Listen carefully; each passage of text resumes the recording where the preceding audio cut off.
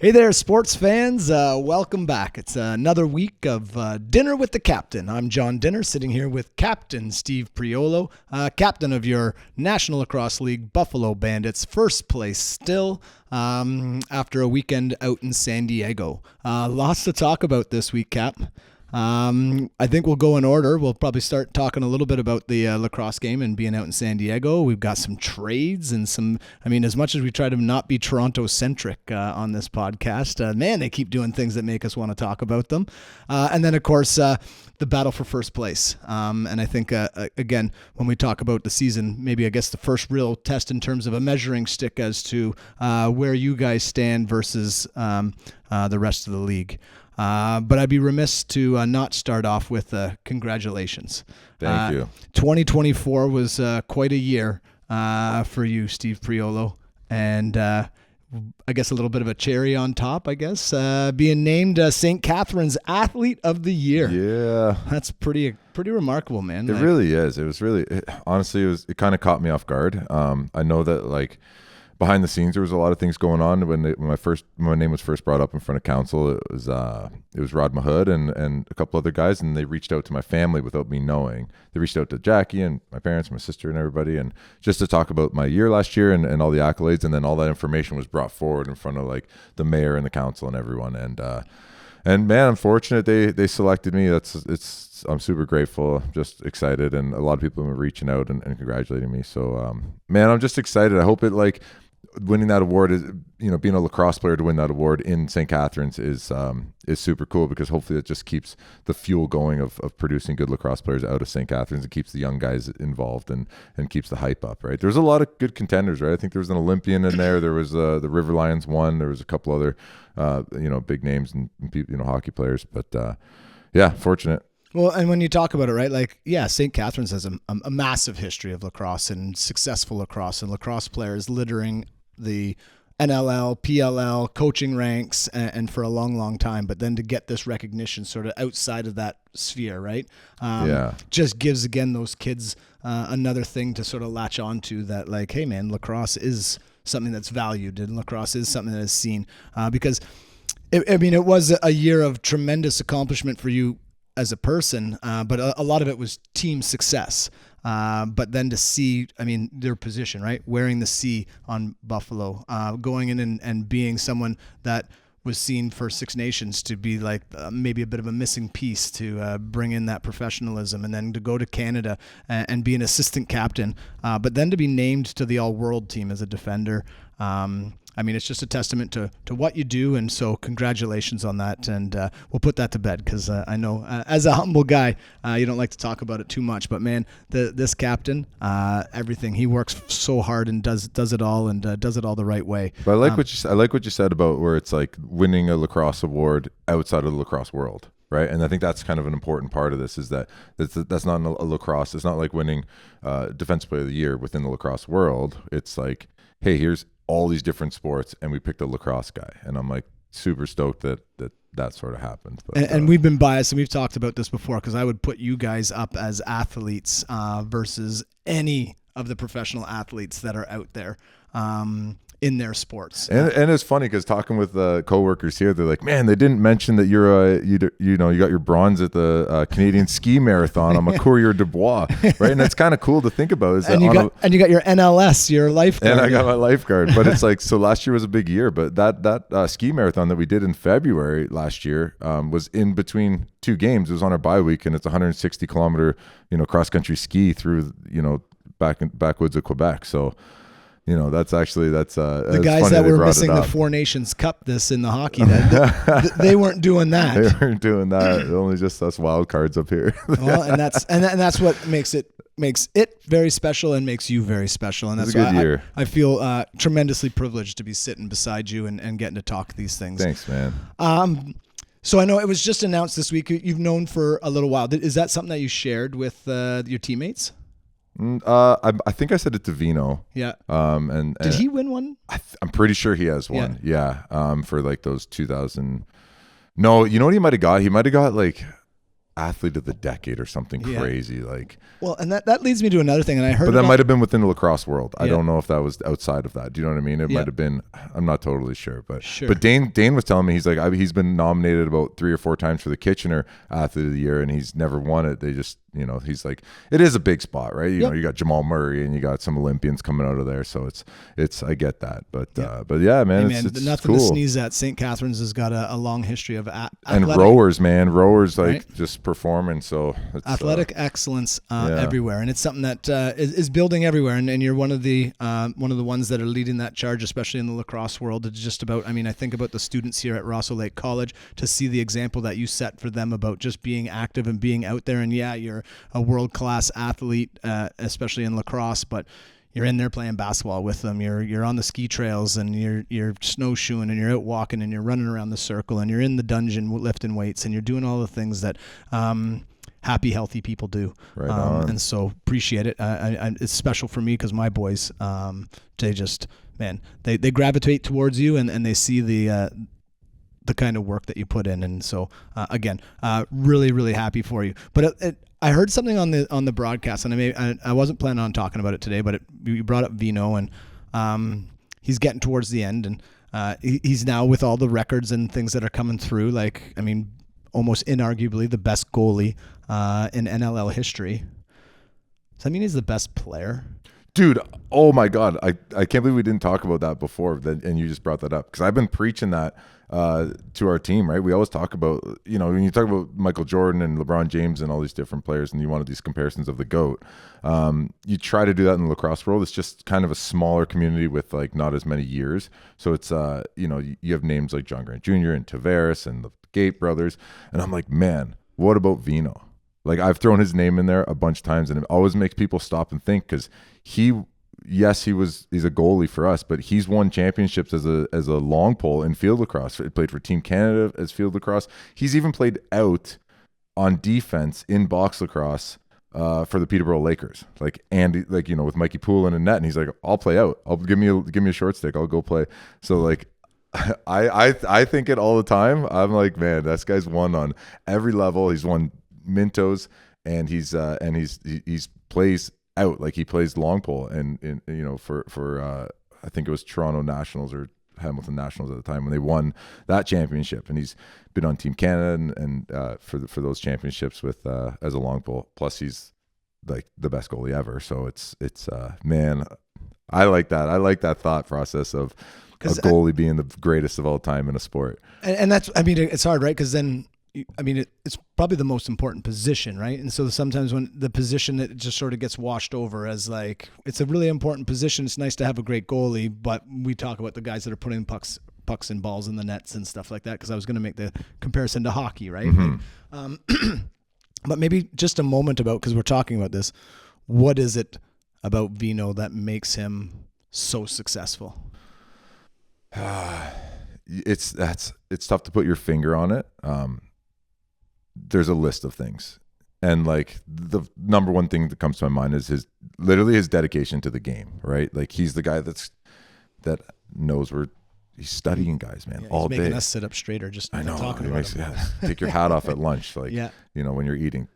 You know, why drink water? What are you doing? Get that out of your mouth. Drink water. Like, but yes, he does those things. But it's literally I feel like his dedication to not only his body and his fitness, but to his video and his knowledge of how he stands, his angles. What can he do to always make himself better? Where's this guy shooting? Where does he like to shoot? And where does he shoot when I think that he knows where I know that he wants to shoot? And then where's he going to go?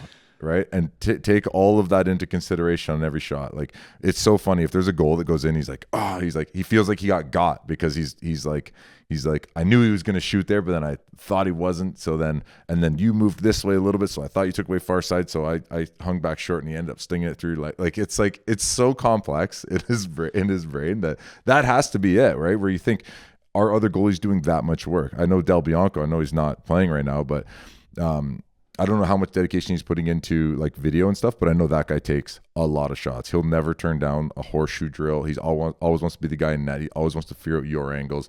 When you're shooting on him, it's like, when we shoot at him in Canada, it's do I throw like the shot that I might throw on him in a game, or do I throw other stuff? Because I know he's recording this in his brain where I'm shooting, where my tendencies are, and how my shoulders look when I shoot, and he's recording all that stuff while we're hanging out together. So it's like he's doing that in that sense all the time too, right? And that's what makes him so great.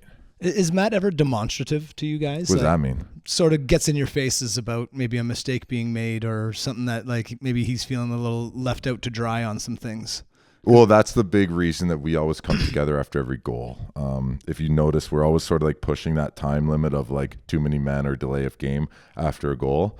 And it's because he wants us to come together and look at it. And sometimes he's like, my bad, I got that. And sometimes he's like, hey, you're a little bit too far out, and that's making me have to like square up my shoulders funny. So like if you could be in a little bit more or something like that. And that's why we come together. Is he leading that conversation every time? Every time. Yeah. Every time. Or unless, somebody comes in, it's like, that's my bad. I know that's my bad. Right, sure. Like, let's just sort of regroup here. We're all getting together in a group. And that's why that was so important when he brought that to our team. He's like, there's no worse feeling than when the ball goes in and you have 5 guys with your back to you running to the bench. He's like, come to me. Let's regroup. Like, we're a squad back here. And now let's go forward. So I love that. When he brought that, I was like, that makes so much sense. Like the feeling of being left out when somebody's running away from you. It's like, no, let's not talk about it on the bench. Vino's not at the bench. We need to talk about it with Vino. Yeah. So he's brought that, which was great. Do you think that's something that could be brought into lower levels, or do you need a level of maturity to be able to have those conversations in that moment? Because you got to be in control of some emotion too. For sure, some lower levels, but maybe not like the tight guys, or even the tight guys of doing like, hey, knuckles to your goalie quick. Right. Hey, everybody go touch your goalie up quick and then run to your bench. Yeah, we got you. We got you. Yeah. That sort of stuff, right? It doesn't necessarily need to be a breakdown of the play. Yeah. But I think there is something to that of like, hey, the goalie always seems to be this lone sort of piece to the puzzle out there, and you're like, no, he's sometimes because of how they are as people, but that's certainly not the weirdest people on the team. Well, always they got to be a little bit, right? Like who wants to stand in there for those horseshoes and have everybody throw a rubber ball as hard as they can at you? It's crazy. It's wild. All right, well, Vino, you got my vote. Best player in NLL best player all time. Yeah, I mean, it's hard to argue. JT's probably the smartest, best scorer, and then there's probably defensemen that are the best in certain ways. And I don't know, man. His name's got to be in that hat. Yeah, it's got to be in that hat because he plays out. He can play all positions. It's really cool. Well, and again, a guy that really takes care of himself. Dude, 10 minutes in and we're off track like by a mile. San Diego, and that's where you guys were. And you got the rubber match that you wanted. You lost to them 2 weeks ago on the back end of a back-to-back, and so probably didn't feel like they got your best shot. Did you guys give them your best shot in San Diego this week? You got the win. Do you guys feel like you played the best you could? Honestly, like in our locker room, we haven't played the best we could all season. That's our feeling. There's a lot of mistakes and things to clean up. That being said, San Diego's good, man. Their records, you have the bottom couple, and then you have like I guess us and Sask, and then you have everybody else that's in some version of 5-7 or 7-5, 6-4. Like it's a mosh posh down there. Like so. Those are all really, really good teams. And heck, until all the trades and stuff that happened, I would have thrown Toronto into that hat too, being like, you never know, they might make a push. But they're a good squad, man. We had to show up, and again, a 1-goal game that we I feel like we should have come out on top of in the loss. Being up 2 with 2 minutes left, or 3 with 2 minutes left. Should have came out with that one, and then coming out with the win in their barn is really nice. And it's a tough place to play. I was going to ask, so is San Diego a tough place to go to? Because they got a good crowd, but you got to travel. And there's distractions, right? Like the distractions that's where... Well, you're going from -20 to +24, 26 degrees, sun and sand. Yeah, and you're like, this is a business trip. And you're like, of course it's a business trip, but we also going to rent a boat. But it's also we're going to rent a boat for the day after. But you're just like, the sun is out. You're like, man, let's go for a walk. Like, you never say that when, we're going to Sask this weekend. No one's going to be like, hey, let's go for a whole afternoon stroll. Yeah. You're not going to do that. You're good. But down there, it's like, yeah, let's go walk to the water. Let's go walk around. Like, let's stretch our legs. Let's get some sunshine on us. Like, let's take advantage of this time down here. Plus, this is also the game that, like, a lot of people's wives and girlfriends want to come to as well, right? So, people will fly in, they'll stay a little bit longer. So like that sort of stuff sort of adds up as like these distractions, but we're professionals, man. Like you really try to block it out. I know a lot of guys, like the wives and girlfriends, just get their own place, their different hotel, different spots, and then after the game, everybody sort of gets together. So we do a good job of limiting those distractions. And I feel like we always sort of show up in San Diego. We not that we match up good against them, but it's like we almost need to. It's a great team. You have to show up, or else you're going to get spanked. And that's, we always seem to like show up against them. Well, and you showed up, got on the scoreboard, and took one right out of the podcast. You shot over top of somebody after breaking that down for us last episode. You kind of came down, and I don't know if you surprised everybody by taking that shot, but it was certainly something that was. It didn't look like you were going to really attack the net, having shot over top of that defender. What did you see on that play that sort of gave you that? Yeah, I was pushing the ball a little bit more with Spanger being down and Dylan Robinson being down. We kind of lost a lot of transition opportunities. So I'm like, okay, this is a game that I need to actually push the ball a little more. I can't just sort of play defense on and off defense. I have to push. So you'll notice in the first and third, I really tried to push that ball up. And I know we had 8 O guys, so I didn't want to stay and play, but I could at least offer that transition opportunity. And I came in and I was like, oh man, I'm 1-on-1 with a guy right now. And it's Kellen LeClaire, and I sort of know him. I've known him. He played on the Bandits. I'm like, I might be able to get him underneath. And then I went underneath and he stopped me. So I was going to pull it out. And then Dahoka comes in and sets a nice little brush pick and just clips him enough. And I'm like, Dahoka's always on me to shoot the ball. He's like, shoot it, man. You're right there. So like he came in and set that pick and got me open. And I'm like, I'm going to fire this around him and try to pull it back. And luckily it kind of went off Uligrieri. I don't know how to say his name. The goalie. I was going to try. I tried to say it before. Uligrieri. And it goes off his side and in. So I was pretty stoked about that. And it just felt nice to have that, Dahoka set that pick for me, gave me that confidence to sort of shoot that. If he doesn't set that pick for me, I don't have that confidence to shoot. I'm pulling that out. I tried to go underneath, wasn't there. Pull it out, go find the old guy. And, he instead of being an outlet pass was like, I'm going to get pre-open, and bumped him and And I mean, we talked about the Grinders Cup a couple of weeks ago with the Milkman scoring and stuff like that, and you've already gotten on the board a couple times this year. But when a D scores, and particularly when the captain scores, what's that do for the bench?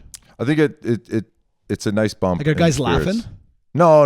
Like, no, they're still pretty like guys are smiling, and I don't know if it's laughter or just like excitement, but at that time in the game, I think it was the first. It's a lot of just like, like here we go, like that's like it's a bonus, like that's not in the playbook, that's not in the plan. Isn't for me to go down and score. If it is, we'd be in a lot of trouble. but that's like a bonus. It's like a bonus sort of like. Just a little extra point and extra boost for the guys. And I know I have the full support of the team to, when I do stuff like that, it's like everyone's pretty stoked. So, I don't know. It's the same thing when Paulie scores and Wires and these guys. And, Weiser's been putting the ball in the net quite a bit this year. And it's really nice to see him push the ball like that. And when he scores, like he gets the fans really going, and that gets our bench going, right? So those transition goals are almost bonus goals. And, but JT talks about it all the time, where he says games are won and lost sort of on those special teams, and he throws transition in that special teams, reverse transition going the other way, and us pushing the ball and not only getting points, but getting our offense like 22 seconds on the shot clock, sort of get them into that. And face-offs and power play and man downs, 6-on-5s, like this is where the game is sort of won and lost. 5-on-5, most of the league is pretty equal. Right. So that's, so maybe that was the one goal that we needed to put us over the edge. Yep. Wasn't the game winner, but it was certainly something that, I think changed the tone a little bit, right? Like, maybe it set the tone. It's set the tone. We're here. We've shown up. It's not going to be an easy game. But again, they're missing guys, man. Like Rubish is out. Benesh is out. Dude, Courier was there, and then I don't know if this is public knowledge or not, but nobody's listening again. Yeah, that's right. Just me and you. He had his kid, so right. He ended up flying home to meet his wife who was going into labor, and they had their baby last weekend. So congratulations to him. Man, that's massive stuff. It puts a lot of things in perspective. Yeah, man. Sure. Like I got chills just thinking about how great of a day that must have been for him, right? So again, congratulations to him. And it sucks that it happens on the day that he had a game, but I think it was a week early. They have a bye week, and it would have actually lined up really nicely. But yeah, I don't know. That's so they were missing a couple pieces. Is all I'm really saying. Yeah. Right. And you got to take advantage, and you guys did. And so you got the win. You're sitting now at 8-1, and we're getting ready for a pretty different road trip out to Saskatchewan. But so you mentioned it, right? Like kind of the life side of things. Like it is San Diego, and you guys stuck around for a little bit afterwards. What is that kind of thing like? Is there a group chat going on, getting that boat rented and who's going to be sticking around and that kind of thing? And I don't mean it for just like the partying side of it. I mean, like, what does that do to bring a team together? Yeah, that's the stuff that, usually we'll try to find a week that lines up well, where we can stay in somewhere warm, that we can usually go golfing, or like I think last year we stayed in Panther City. We all went out golfing. There's been years we've stayed in Georgia, and it's so you kind of pick a weekend that, hey, let's all stay down for an extra day. Let's take a day off work on Monday, and let's sort of take advantage of this like opportunity to just not think about lacrosse and just hang out, right? And because every time you're together, all you're talking about is lacrosse. But the funny thing is even that whole day where we're on the boat and we're out there, it's like all we're doing is talking about lacrosse. So I don't know, maybe it's a little less serious, but it's good, man. You need those sort of better downtime. than a teacher party, right? Where all the teachers are just talking about teaching. Talking about teaching students and this and that. Yeah. It's like I don't know. My friend groups are a bunch of intellects, so it's nice to. Well, yeah, and pretty dialed in on the things that they enjoy. That's what I mean, and they love, right? Yeah. So you guys you're coming out of it. Everyone's feeling good. No practice Wednesday this week because of the travel. Yeah. Out to Sask.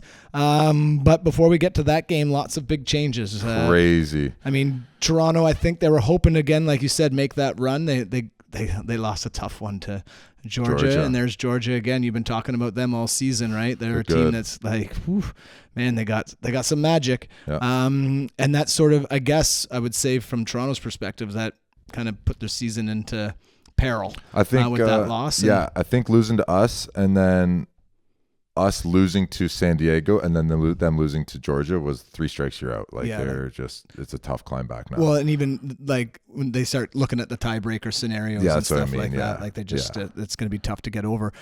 So I mean, they like a cornerstone piece, right? Like Rosie gets traded. The guy's been there for 12 years. Mm-hmm. I mean, he is part of that community.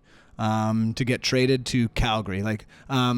Without getting into too much things, because I know players talk. I'm getting into it. But like, how much is Dowick talking to Rosie before that trades happened? Fully. Yeah. Fully, for sure. Like, again, I'm because of who he is. I'm speculating here. Yeah, of course. But Rosie works for the Toronto Rock Athletic Center. Like he works for she's probably still going to live in Toronto and work that job, right? Like I don't know for sure. Or he's been given at least a couple months off because it slows down here at the start of field lacrosse season and stuff. But yeah, like he is a Toronto Rock through and through. I think this was Calgary is missing a piece. They're missing Del Bianco, and McLeod's been good, but they're missing a goalie. They have a really good offense. They got like a pretty decent defense. Like it's in the mix. And so that's an opportunity for him to go to a good team. It wasn't just like, hey, you're going to go to a team that's not going to. Right. You're not going into a position where you are now being expected to raise a team to a certain level. Yeah. You're going in there to get a team over the hump. Right? Like, they're looking to win. Right. They're looking to win, and not to jump too far ahead, but so is Philly. Yep. Right. So like so Calgary's looking to win. So I think that's part of the trade too. It makes Rosie okay going there. And then the big elephant in the room is that he's a UFA next year, and you can't really he can turn down the franchise tag and all this. So there's and he is getting up there though, right? So here's an opportunity to like, here's your chance this year, right? Yeah. Like so here's your chance this year to go get it, but you're probably going to finish your career in Toronto because you can just leave and come back next year. And he is a bit of a rock legend. And I mean, I had people reaching out to me being like, oh my gosh, what's going on? And it's like, so everybody settle down. It's just this year. You guys are obviously thrown in the towel for the year. Yeah. But look, he'll be back. But it changes some things. Like now, there's going to be some younger goalies that are now going to get maybe a little bit of a longer look. Like Holachuk is. He's good, man. He's good. He's like, a good player. Athletic guy, right? Like a bit of a different style than Rosie. Yeah. So it'll be interesting. Which probably then helps getting rid of two kind of veteran D that are going to come in, and maybe they don't have to worry about trying to play a different style in front of somebody else, and they get to again go and be a place. So first round pick for again likely two rentals. Two rentals. Like when we talk about rentals, again when we talk about life, like we're talking about Mitch Desnew, Dr. D, right? He's come to this. That's a moniker he's earned, right? Yeah. Because he's in med school. Yeah. Right. Like on top of everything else, he's going to be a doctor. Yeah. He has some big things going on in his life. Man. Would have looked good in a Bandit uniform. Again. Okay, so this is the part of the behind the scenes stuff, right? Where it's like when you start seeing Rosie getting traded and you start understanding what's going on. I was on the phone with Chugger. I was like, can we get Snoo? Yeah. Right? Like he's one of those guys that his options to play are very limited where he can play. Right. Because of he's a doctor. Yeah, medical school is a little so bit he's got time-consuming. Toronto, he's got Buffalo, and that's basically it. Yeah. Like he's going to be able to swing this Philly trade for the year, but he's unrestricted free agent next year. He's going to come back probably to Toronto.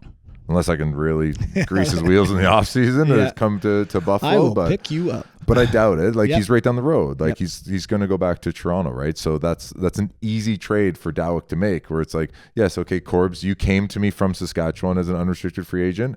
I'm going to trade you and Desnew, and we're going to get a first rounder, and both you guys are going to come back. So next year you have Desnew, Corbeil, and a first round. And a deep draft. Their own draft pick, that's going to be quite low. Philly's draft pick, which if everything goes right, they're squeaking into the playoffs because I think they're just on the outside looking in. They might have the 8th position depending on the tiebreakers and stuff like that. But Philly was a team that you had identified like right back in our very first episode as a team to watch. Yes. Can you maybe for the people that haven't had a chance to go back and listen to those things in your wisdom, what was it about them coming into the season that you sort of saw as to why they were going to be a team that to watch? Because they lost Higgins to Ottawa, but then they gained Demude, right? And they have an unbelievable coaching staff. I know all those guys on the coaching staff, so those guys are all dialed.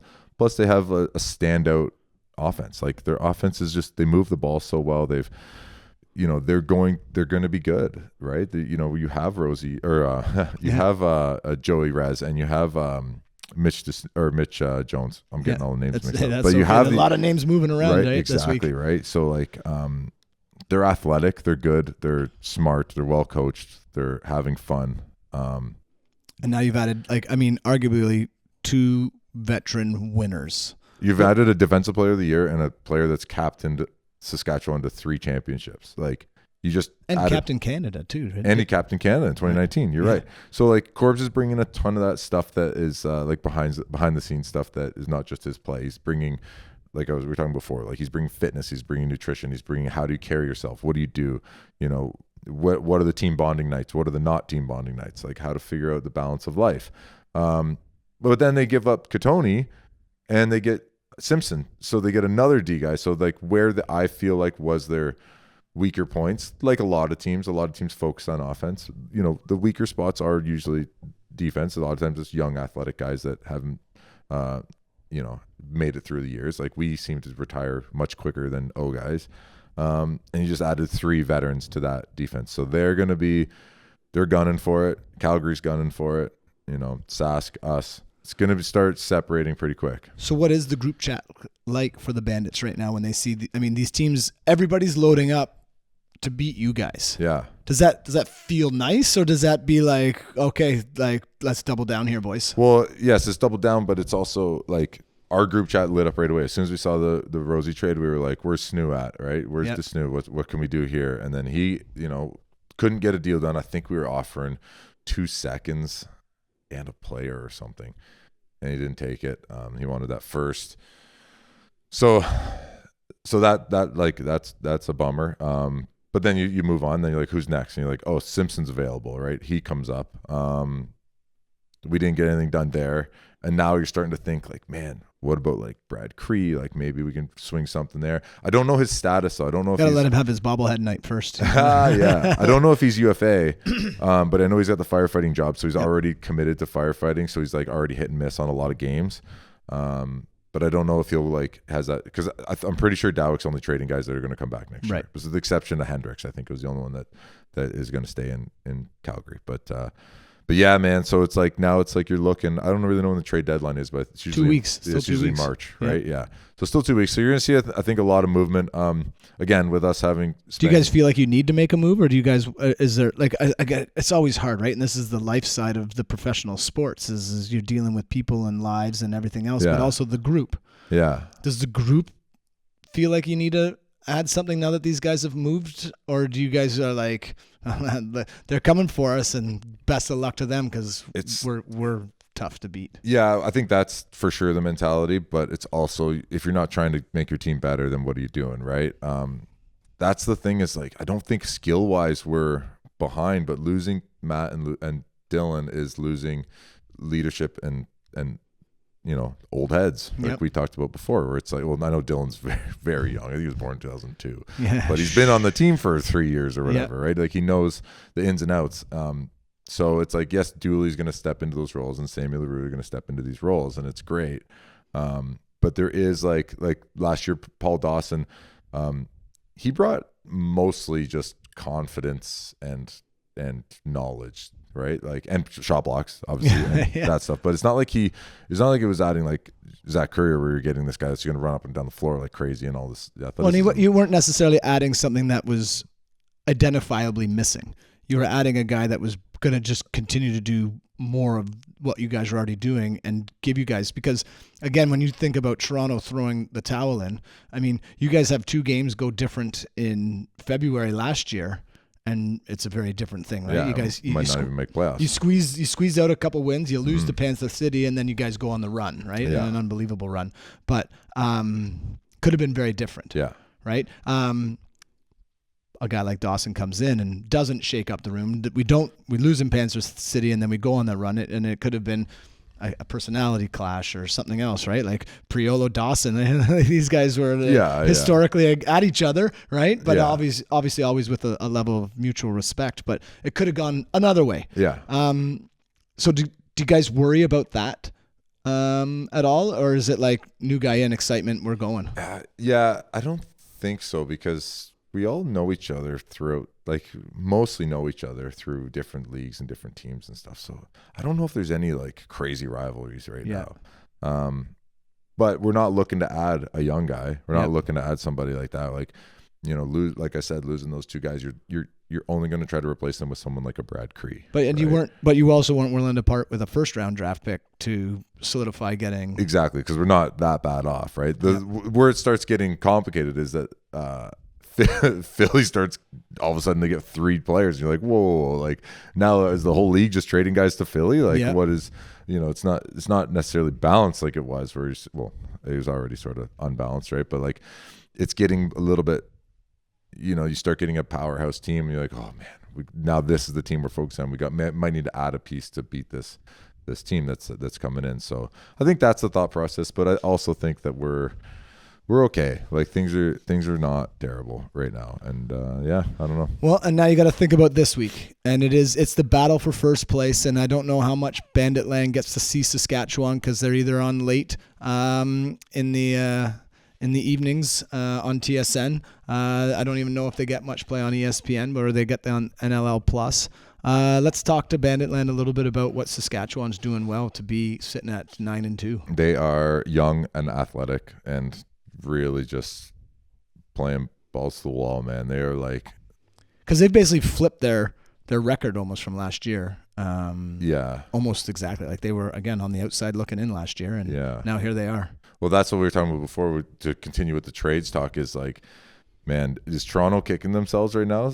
I don't know, but maybe like the way Zach Mans is playing. The way Mans is playing, like to give up Mans for Mark Matthews at the time seemed like a great deal, but you also remember that he's, much older. So now you get the injury bug sort of thing. Not that it's a bug, but he got injured. Yep. And and Zach's putting up sock tricks and hat tricks and all over social, and so it's he's the focus. Him, Keenan. They added Austin Shanks. Like, their offense is good, man. Like, they're playing. They're young, but they're playing really well, and their defense is, again, led by sort of Matt Hossack and Messenger, and just these big guys that just come take the ball from you. Like, they're cause turnovers. There's Matt Hossack's leading the league in cause turnovers. A little bit, I think, because it's in Saskatchewan. Since Saskatchewan always leads the league in cause turnovers. They got a good statistician there. Yeah, that pays close attention to those things. Actually, let's bookmark this for next week and compare last week's CTOs to next week's CTOs and just look at the comparison. I bet you we're up 20-25% easy, no problem. And that'll just be based on like what's a cause turnover is such a subjective thing. Yeah, it's an interpretation. It's an interpretation, right? So, and again, it's not reviewed. So it's yeah, man, they're a good team. They're a tough place to play, again, with that travel to somewhere cold. There's a lot of fans there, and there's, I don't know.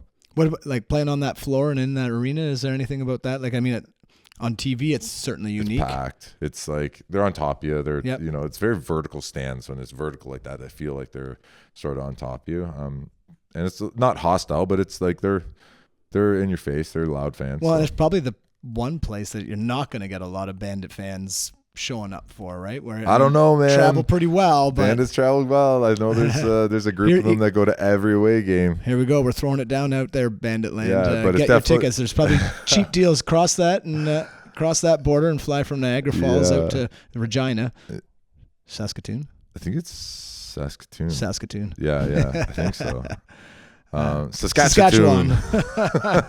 It's but it's definitely, like you said, it's not Rochester. Yeah. It's not Halifax. Like, Halifax is an easy travel for us too, right? Yeah. So it's a little bit more difficult, but again, it's and the other thing is, it's not like a trip for somebody, right? Like, we get a good showing in San Diego because Bandit fans also want to go to San Diego. Right. They get to go surfing and be on the boat. It's like, we had so many Bandit fans in Vegas last year. And it was like, because you're just going to Vegas and you get to watch your team play. Yeah. Like, it's kind of part of the whole like vacation side of things, where Saskatchewan is, you're only getting sort of like the diehards. And it's great to see them, right? But again, you don't blame them. Well, I mean, but that must be a lift, right? To see them in Saskatchewan in February, March. I guess it's going to be March 1st, right? The March to May is happening. Holy cow. Here we are. 38 minutes, man. I think. Holy moly. Well, it's been entertaining. Like we said right off the top, we had a lot to talk about. It is the game of the week. What is the chatter like when you talk about, because you talked about that bump, you're looking at the win-loss column, and we're looking at the losses, right? You've got one, they've got two. Yeah. It's a battle for first. Battle for first. Yeah. Does that raise the stakes or change the conversation at all? Or is it go about the business and then we'll look at the standings afterwards? Because you kind of said it's more of a coaching thing and a Johnny T thing, and then it is the players. Yeah. We handle ourselves the same way all the time. It's not like we take games off. So this is another game like the rest, because we stay dialed on a lot of these teams. Because again, man, every team is good. Like, you have to stay dialed on San Diego. They're gonna smack you. Like, there's teams are really good right now, and these guys, it's a team that we haven't seen much of in the years. We've seen Toronto a lot, so it's like you sort of know them a little bit better, but you don't see Saskatchewan much. You don't play them much. The young team, haven't seen them a lot, so it's gonna be entertaining. Anything else on that? I don't know. It's the battle for first. It has to be out of your mind. It's mostly like, this is finally like, we're playing a team that we don't know. Like, let's get up for this. Yeah. Let's get dialed. And does the calendar turn over? Like, again, the March to May, like, does that change things in the perspective? Because it is, I think this will be game 4 in your 6-game set. Is it really already? Already, yeah. Well, that's what happens when you have a doubleheader back, and then the one in San Diego, and this will be game 4 coming up. You're right, yeah. So, what are we, 2-1 right now? 2-1. 2-1. So yeah, that's the mindset, right? Yep. Is we want to be 3-1. Yeah, and then we have the home and home with Calgary, right? Calgary. Rosie, do you think that was all part of his thinking? I want to go to Calgary. Gosh, I want Rosie 2 more times. We were Rosie 4 times this year. Oh, crazy. But yeah, I don't know. Who's at it? And we'll end it here. We're at 40 minutes. We're getting to gosh. the longest one that we've had, and I promised my wife we'd be out of here quick Oh, on no. a Wednesday Oh, no. afternoon. Who does that? Where's the advantage go? Is that advantage shooters seeing a goalie 4 times, or is that advantage goalie? Advantage goalie. Yeah. Advantage goalie. But not necessarily in this situation. Because it's going to be different system, different players Different standing system, in front. different players. Yeah. He's going to be a little more uncomfortable. Luckily, we get him early in this trade. But the more you shoot on a goalie, I don't know, man. Maybe I'm wrong. I'm not really a shooter now that I think about it. Turns out. It turns out. That's a question for Josh or Dane. Like, Yeah. Because my thought is when I do horseshoe and I shoot, I usually score the early ones, and then later it's like the goalie sort of figure out, and then now that he's figured out, now you have to change something, and then once you change something, it's not necessarily your comfortable shot, and that's where like I am. But you never know. Josh and Dane might throw junk for the first little bit, and then they might be set up shots for when they want to throw their twister, when they want to get a, you know what I mean? It's like. Maybe it's different for shooters like those guys, but for me, the guy that doesn't shoot, the advantage sort of goes to the goalie. Yeah, probably all the time. The goalie's got an advantage on you. But no matter who's got the advantage, it's a heavyweight tilt out somewhere in Saskatchewan. I think it's Saskatoon. I think it's Saskatoon too. Yeah.